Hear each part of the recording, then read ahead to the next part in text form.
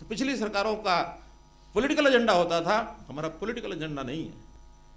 हमारा एजेंडा प्रदेश की विकास कैसे हो, प्रदेश की सेवा कैसे हो।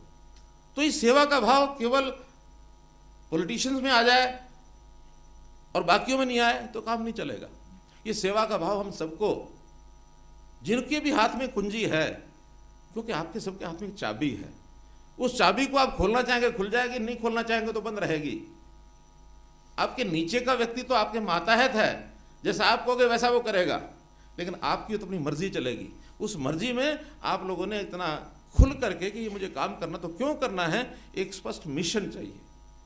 उस मिशन को लेकर के अगर हम काम करेंगे तो फिर इस हरियाणा को हम बाय लीप्स एंड बाउंड्स कहीं का कहीं शिखर पर ले जा सकते हैं। हरियाणा आज भी, जैसा मैंने बताया, देश में बहुत चीज़ों में नंबर 1 पर निकला है।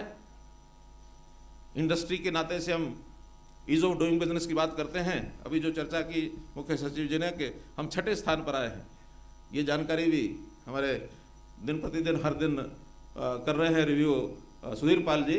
आज की स्थिति क्या है? फर्स्ट सेकंड, हाँ, तो कभी फर्स्ट कभी सेकंड, ये हमारा कंपटीशन चल रहा है ईज ऑफ डूइंग बिजनेस में। फर्स्ट सेकंड थर्ड में भी अगर मानो 6 से अगर और हम कवर करते हैं तो कुछ ना कुछ हम प्राप्त करेंगे। तो इसलिए इस अपने उद्देश्यों को ध्यान में रखते हुए सत्ता हम इसलिए नहीं आए कि हमको अगली बार फिर सत्ता में आना इसलिए काम करो।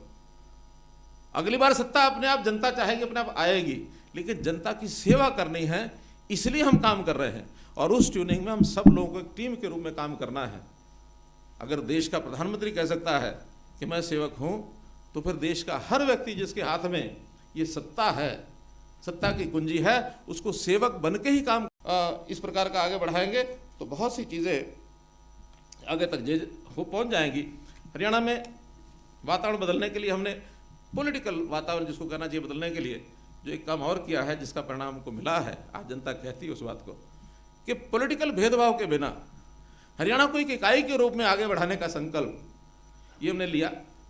और मैंने स्वयं 90 की 90 विधानसभाओं में जाकर के रैलियां की, चाहे विपक्ष का कोई विधायक है, चाहे हमारी अपनी पार्टी का विधायक है, किसी भी जगह कोई कम घोषणाएं नहीं की हैं। आप सब लोग अपने अपने विभागों की घोषणा सब देख रहे हैं, सब उस पर काम कर रहे हैं। हर एक विधानसभा में, और कई विधानसभाएं तो ऐसी हैं जहां विपक्ष के, गुप्ता जी बताएंगे, विपक्ष के विधायक यानी विधानसभाओं में ज़्यादा पैसा खर्च हो गया है। वहाँ तो हमारे अपने विधायक कहते हैं कि वहाँ ज़्यादा हो गया, हमारा कम हो गया, उसको भी पूरा तो कर लेंगे हम, लेकिन फिर भी एक तय किया कि नहीं, ये भेदभाव नहीं, क्षेत्रीय भेदभाव नहीं, जातीय भेदभाव नहीं, क्योंकि जातीय भेदभाव ये भी हमारे यहाँ नासूर है।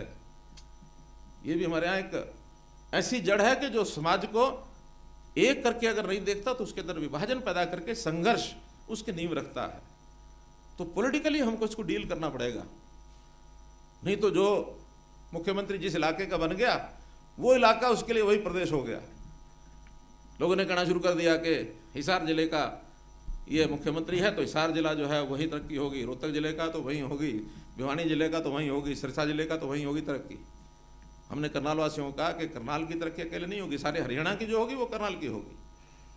अब ये मैसेज कोई सामान्य मैसेज नहीं दिया, बड़ा कठोर निर्णय ये करके जब जनता के सामने रखा, आज जनता मानती है इस बात को कि नहीं, ये कुछ बातें हैं जो अलग हट करके पिछली सरकारों से हमने की हैं।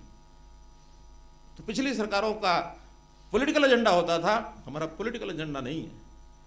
हमारा एजेंडा प्रदेश की विकास कैसे हो, प्रदेश की सेवा कैसे, वहां जनहित में करना है, तो घबराने की जरूरत नहीं है।